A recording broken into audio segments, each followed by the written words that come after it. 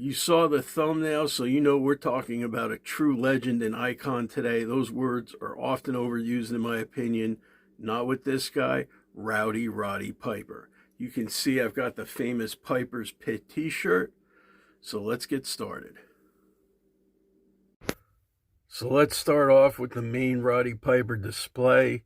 Here you see him from the War to Settle the Score, February 1985. Hulk Hogan defended the title against Roddy. It was broadcast on MTV.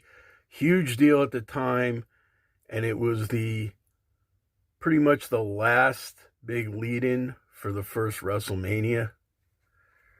Here you see Roddy in his famous Panther t-shirt. Sorry for that light in the background. And then you see the limited edition figure with the shirt. The standard version just had the Hot Rod shirt on it. Then we've got the Roddy Piper thumb wrestler. The domes. I don't even know how many people have ever seen that one. The Roddy Piper replica Hall of Fame statue. Can't have a Piper collection without the Hasbro. And of course, a replica of the Intercontinental title, which was Roddy's only major title in the WWF. But, I mean, he's an all-time icon. He didn't need a belt. And this was basically him winning it to do the favor for Bret Hart, which Bret acknowledges, and how many other guys wouldn't do that for him. Here you have the LJN, which is what I grew up with. And of course, because I do these things, I miss the picture of Roddy with the Intercontinental title. Now, while I do have mostly WWF items, I do have this gem from before that, Starcade 1983, famous dog collar match with Roddy and Greg the Hammer Valentine. You can see Roddy's signature. Here you can see Valentine's. And this is a very significant match because much like WrestleMania, you had two big matches that were standing out from everything else. On Mania, it was Hogan Andre and Savage Steamboat.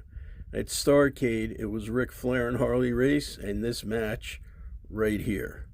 And this was also the first big super card of wrestling that got a lot of attention before WrestleMania. It was basically a year and a half prior, as this was Thanksgiving night of 1983. Some of you may have seen this in my other video about my Pro Wrestling Illustrated items. If you haven't, go back and check that out. This is, of course, also the build-up to WrestleMania, July 1985 PWI, signed by Hulk and Piper with enough hype. It's time to wrestle, but in reality, that hype is what made everything so big.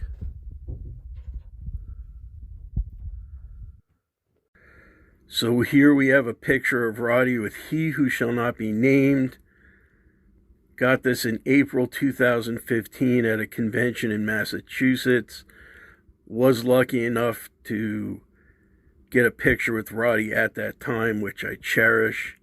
And I was shocked because he passed away that same year. So it's what I always say, get the pictures, get that memorabilia when you can, because you just never know.